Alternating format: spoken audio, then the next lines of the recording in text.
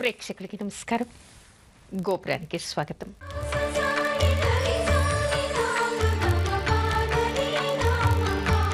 ఈ రోజు గోపురంలో సాంప్రదాయాలు చెప్పుకునే ముందుగా అర్చనలు మన ఇష్టదైవాన్ని ప్రార్థించుకుందాం.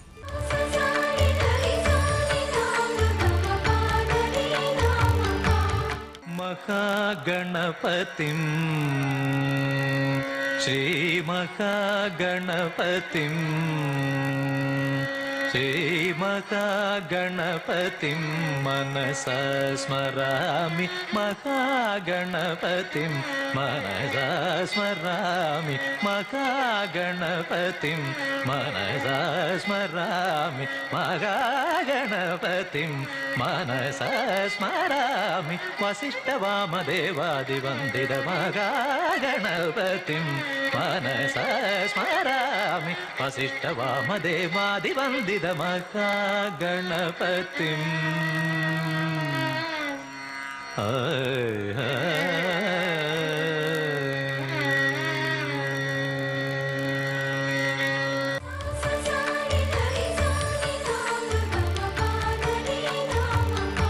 రోగ నివారణకు రథసప్తమి పూజ ఏ విధంగా చేయాలి?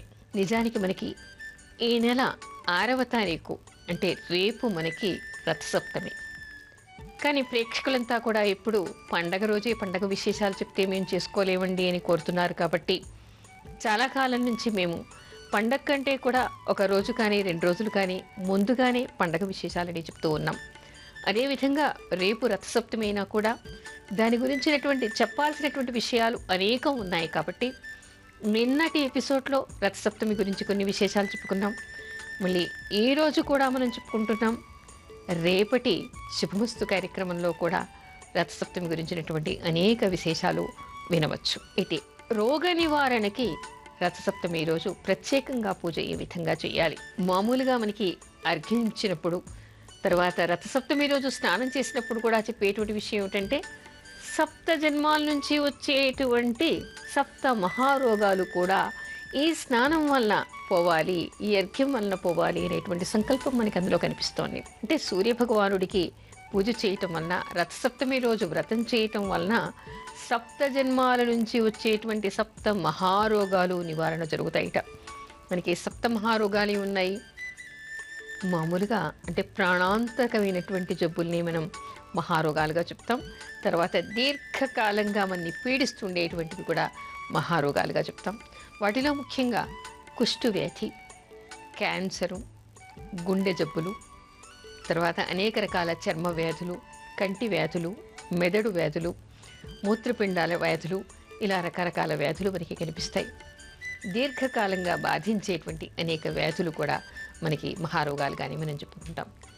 అలాంటి రోగాలన్నిటి నుంచి కూడా నివారణ జరుగుతుందిట. అయితే దానికోసం మనం ఏం చెయ్యాలి, ఏ విధంగా చెయ్యాలి అంటే ప్రత్యేకంగా ఇక్కడ చెప్పేటువంటి అంశం ఏమిటంటే ఎవరైనా సరే రోగ నివారణ కోసం వ్రతం చేయాలి అని అనుకుంటే రథసప్తమి రోజు సూర్యోదయానికంటే ముందే లేవాలి, ముందే స్నానం చేయాలి, అరుణోదయ కాలంలోనే స్నానం చేయాలి. అయితే ఈ రోగ నివారణకి వ్రతం చేసేవాళ్ళు మాత్రం, పూజ చేసేవాళ్ళు మాత్రం ప్రత్యేకంగా నదీ తీరానికి వెళ్ళాలి. ఈ నది ఆ నది అంటూ ప్రత్యేకత ఏమీ లేదు. అయితే అన్నిటికంటే విశిష్టమైనటువంటిది మాత్రం ప్రయాగ. ప్రయాగలో గంగా యమున రెండూ కూడా సంగమస్థలి కాబట్టి అది అన్నిటికంటే విశిష్టమైనటువంటి ఫలితాన్ని ఇస్తుందిట. అక్కడ చేస్తే ఏమిటంటే కోటి సూర్యగ్రహణాల్లో స్నానం చేస్తే ఎలాంటి ఫలితం వస్తుందో అక్కడ పూజ చేస్తే, అక్కడ స్నానం చేస్తే రథసప్తమి రోజు అంతటి ఫలితం వస్తుందిట. మామూలు రోజు కంటే 1000 ఫలితం సూర్యగ్రహణంలో. అలాంటిది కోటి సూర్యగ్రహణాల్లో చేస్తే ఎలాంటి ఫలితం వస్తుందో అది ప్రయాగలో రథసప్తమి రోజు చేయటం వల్ల అంతటి ఫలితం వస్తుందిట. నిజంగా రోగ నివారణ కావాలి అని అనుకుంటే ప్రయాగకి వెళ్ళిపోవడం, అక్కడ స్నానం చేయటం, అక్కడ రోగ నివారణకి వ్రతం చేస్తే విశేషమైనటువంటి ఫలం దక్కుతుంది. కాకపోతే ఏ నది దగ్గరైనా అందరూ ప్రయాగకి అప్పటికప్పుడు వెళ్ళలేరు కదా. అలాంటి వాళ్ళు ఎవరెవరికి దగ్గర ఏ నది ఉందో చూసుకొని ఆ దగ్గరి ప్రాంతంలో ఉండేటువంటి నది దగ్గరికి వెళ్ళాలి. నది దగ్గరికి వెళ్ళి అక్కడ చేయవలసింది ఏమిటంటే మామూలుగా ఏం చెప్తారు, మనకి ఆనపకాయ, సొరకాయ డిప్పలు అంటారు చూసారా, అలాంటి దానికి అలంకారం చేసి దాని మీద ఒక ప్రమిదను పెట్టి దానిలో ఆవు నెయ్యి కానీ నువ్వుల నూనె కానీ వేసి ఒక దీపం పెట్టాలి. ఆ దీపం పెట్టి ఏం చేయాలిట, ముందుగా ఇంట్లో స్నానం చేసి రావాలి సుమా, లేదా ముందుగా ఎక్కడ దిగారో అక్కడ స్నానం చేయాలి. చేసిన తర్వాత నది దగ్గరికి రావాలి. పరిశుభ్రమైనటువంటి ఉతికిన బట్టలు కట్టుకోవాలి. నదిలో మునగడానికి వెళ్తున్నాం కదా అని ఉతకని బట్టలతో కానీ, పక్క మించి లేచిన పాచి బట్టలతో కానీ, పాచి ఒంటితో కానీ అక్కడికి వెళ్ళకూడదు. ఎప్పుడు నదీ స్నానం చేసినా ఆ నియమం పాటించాలి. పరిశుభ్రమైనటువంటి వస్త్రాలు కట్టుకుని వస్తారు కదా, ఈ సొరకాయ డిప్పకి అలంకరించిన తర్వాత దాన్ని తల మీద పెట్టుకోవాలి. తల మీద పెట్టుకొని దానికి ప్రత్యేకమైనటువంటి మంత్రం ఉంది. ఆ మంత్రం చదువుతూ ఈ నదిలో మునగాలి. నదిలో మునిగి ఎక్కడి దాకా ఆ దీపం ఆరిపోకుండా దీపం నీళ్ల మీద తేలాడేలాగా అంత లోతుగా మునగాలిట. మునిగి ఆ దీపాన్ని నదిలో వదిలేయాలి. అంటే తల మీదుగానే ఆ దీపాన్ని నదిలో వదిలేసి ఒక మునగ వేసి సూర్యభగవానుడికి అర్ఘ్యప్రదానం చేసి నమస్కారం చేసుకోవాలిట. ఆ తర్వాత అంటే వ్రతం చేసే రోజు స్నాన విధి ఈ విధంగా చెప్పబడింది. అయితే పసిపిల్లలు కానీ, లేదా నీటిలోకి దిగలేనటువంటి వృద్ధులు కానీ, అనారోగ్యంతో ఉన్నటువంటి వాళ్ళైనా సరే, మామూలు స్నానం చేసైనా సరే ఇక్కడ ఒక వ్రత విధానం మనకి కనిపిస్తోంది. పూర్వం ఒకసారి యుధిష్ఠిరుడు అంటే ధర్మరాజు శ్రీకృష్ణుడిని అడిగట, రోగ నివారణ కోసం ఎలాంటి వ్రతాన్ని చేయాలి, ఏం చేస్తే రోగ నివారణ జరుగుతుంది అనేటువంటి విషయాన్ని శ్రీకృష్ణుడిని అడిగట.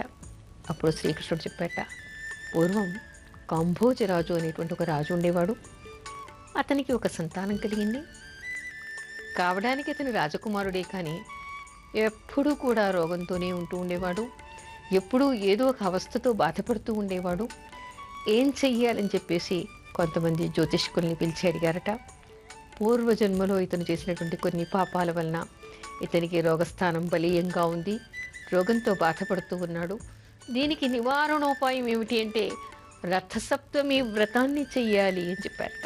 అయితే రథసప్తమి వ్రతాన్ని ఏ విధంగా చెయ్యాలి, ఏ విధంగా చేస్తే రోగ నివారణ జరుగుతుంది అని కూడా వాళ్ళు ఆ రాజుగారు అడిగారట. అప్పుడు జ్యోతిష్కులు చెప్పారట, దీనికి సప్తాశ్వారుడైనటువంటి సూర్య భగవానుడు అంటే 7 గుర్రాలు ఉన్నటువంటి రథం మీద ప్రయాణిస్తున్నటువంటి సూర్య భగవానుడి బొమ్మ, బంగారు బొమ్మ లేదా ఒక రథాన్ని తయారు చేసి దానికి 7 గుర్రాల్ని అమర్చి దానిలో బంగారు సూర్య ప్రతిమను పెట్టాలిట.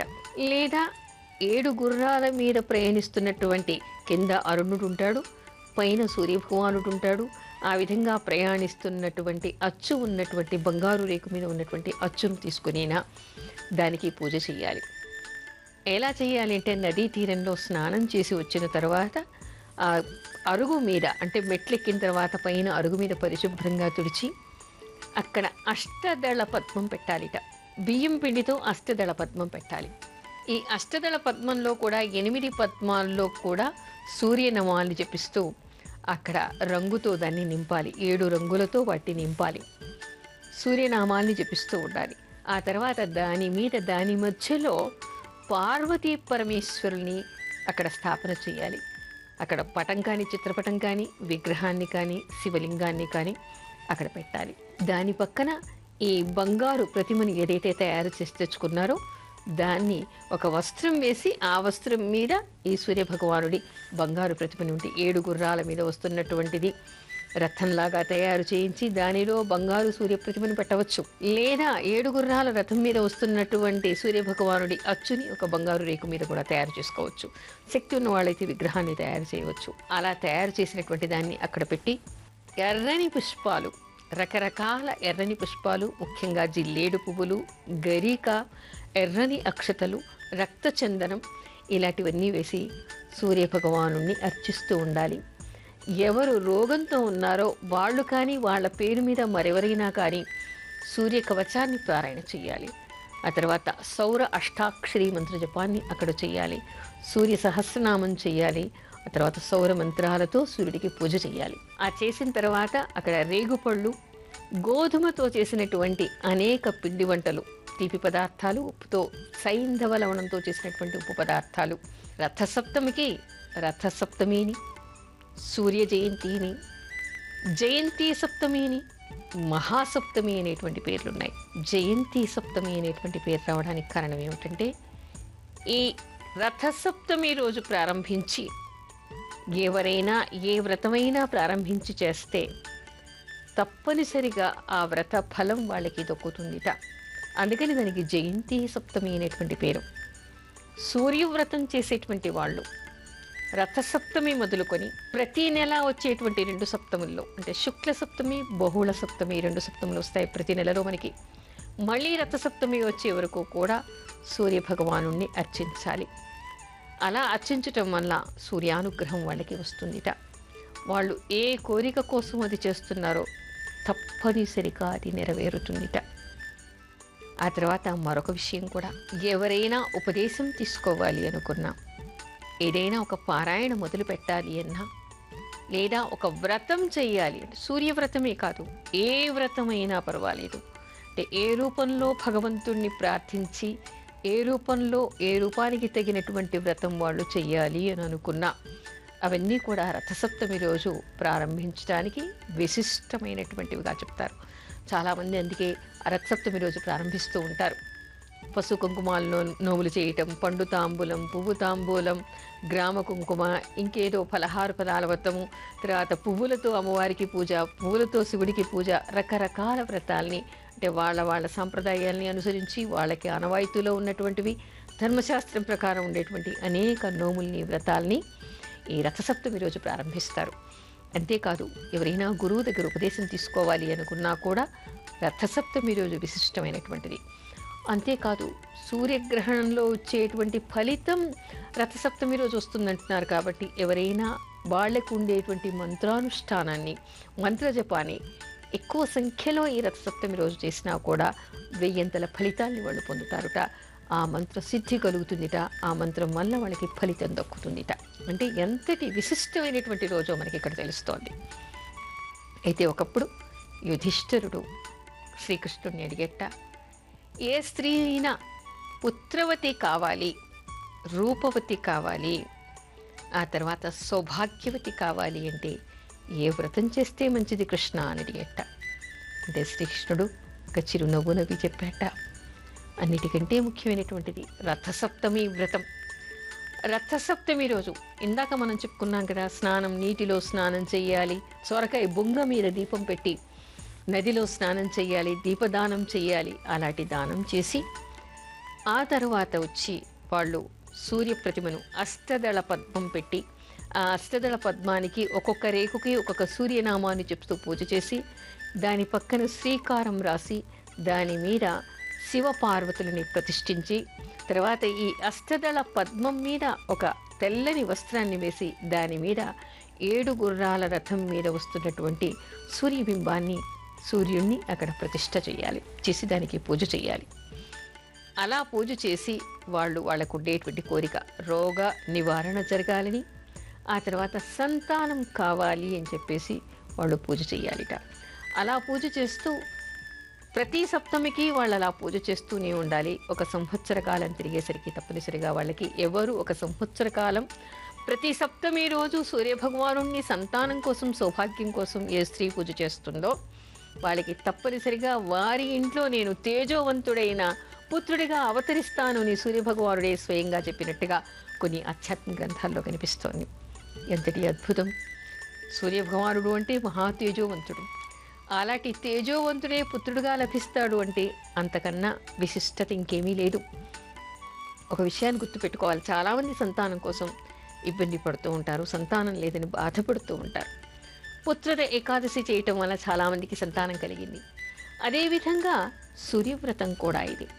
సూర్యభగవానుడే స్వయంగా చెప్పాట, నా వ్రతాన్ని ఎవరైనా రథసప్తమి రోజు ప్రారంభించి ప్రతి సప్తమికి నాకు పూజ చేస్తూ, ఈ రథసప్తమి పూజ చేసేటువంటి వాళ్ళు సంవత్సర కాలం కూడా నియమనిష్టలతోనే ఉండి ఒక సంవత్సర కాలం ప్రతి సప్తమికి నన్ను ఎవరు పూజ చేస్తారో నేనే స్వయంగా వాళ్ళ గర్భాన అవతరిస్తాను, వాళ్ళకి సౌభాగ్యాన్ని ప్రసాదిస్తాను అని చెప్పాట. ఎంతటి అబ్బురమైనటువంటి విషయం, ఎంతటి అదృష్టకరమైనటువంటి విషయం. అందుకని ఏ స్త్రీలైనా సంతానం లేదు అని బాధపడుతూ ఉంటే వాళ్ళంతా కూడా రథసప్తమి రోజు ప్రారంభించి, ఏముంది నదీ తీరానికి ప్రారంభం రోజున నదీ తీరానికి వెళ్ళటం, ఒక సూర్యప్రతిమని శివపార్వతుల్ని పెట్టి పూజ చేయటం, నదిలో దీపదానం చేయటం, ఆ తర్వాత ప్రతి సప్తమికి కూడా సూర్యభగవాను అర్చించటం. కానీ ఈ సంవత్సర కాలంలో వాళ్ళు ప్రతిరోజు కూడా సూర్యోదయానికే స్నానమైపోవాలి, సూర్యోదయానికి సూర్యభగవాను అర్చించాలి. విగ్రహ రూపంలోనే కాదు, ఫోటో రూపంలోనే కాదు, ప్రత్యక్ష దైవం సూర్యభగవానుడు. దేవత ఏ రూపంలోనూ మనకి ప్రత్యక్షంగా కనపడదు, కానీ కేవలం ఒక సూర్యభగవానుడు మాత్రమే మనకి ప్రత్యక్షంగా కంటికి కనిపించేటువంటి దైవం.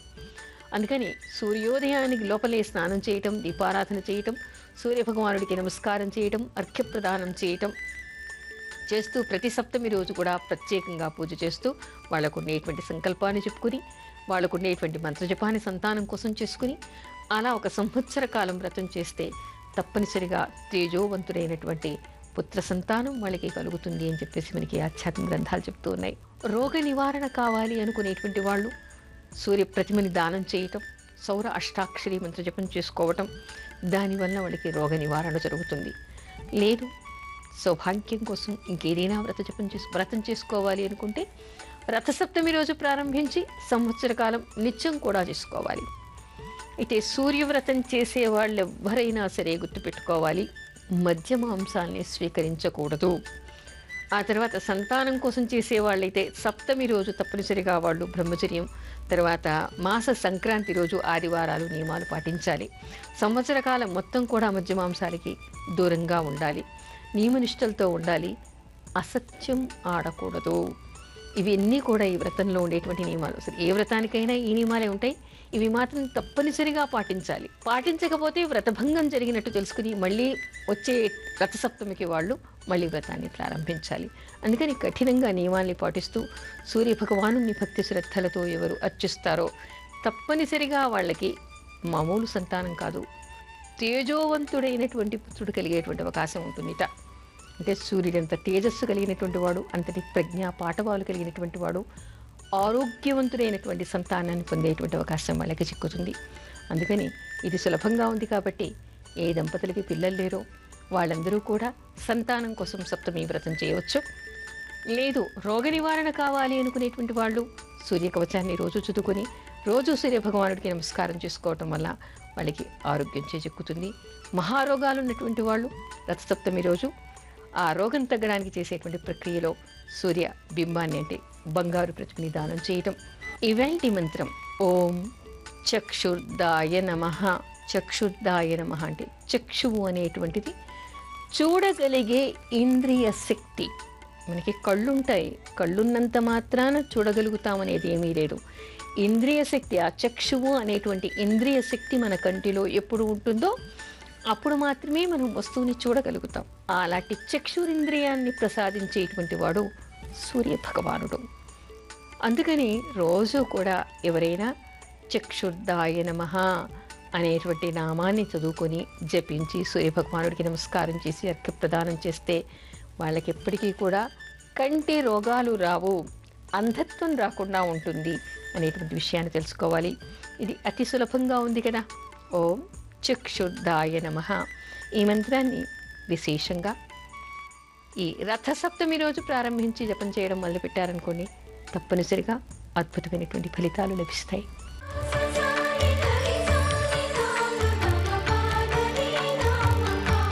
ఇప్పుడు అర్చనలో కొన్ని భక్తి గీతాలు.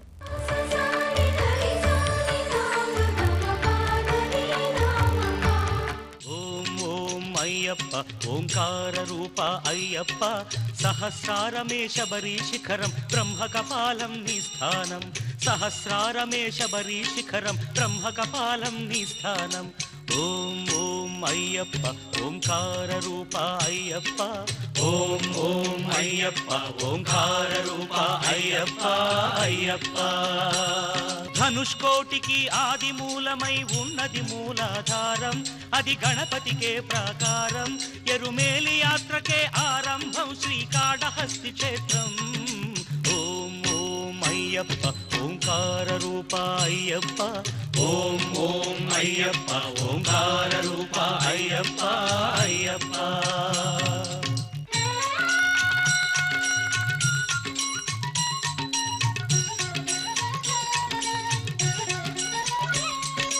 లింగాంగ యుగంబుల పానవట్టమే వెలిగే స్వాధిష్టానం ఇది బ్రహ్మకు మూల స్థానం కాలై కట్టి అనుక్షేత్రం జంబుకేశ్వరం ఈ తీర్థం ఓం ఓం అయ్యప్ప ఓంకార రూప అయ్యప్ప ఓం ఓం అయ్యప్ప ఓంకార రూప అయ్యప్ప అయ్యప్ప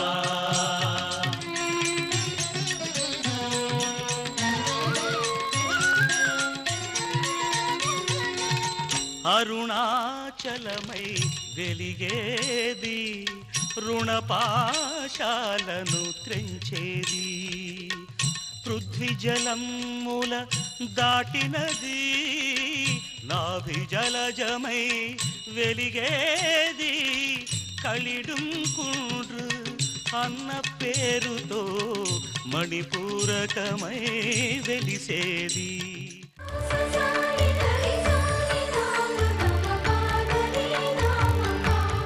గోపురంపై మీ అమూల్యమైన సలహాలు మాకు తెలపండి. మా చిరునామా Gopuram, care of Zee Telugu, post box number 102, Khairatabad, Hyderabad 5,04,000. మా ఈమెయిల్ ఐడి gopuram.ztelugu@gmail.com. నమస్కారం.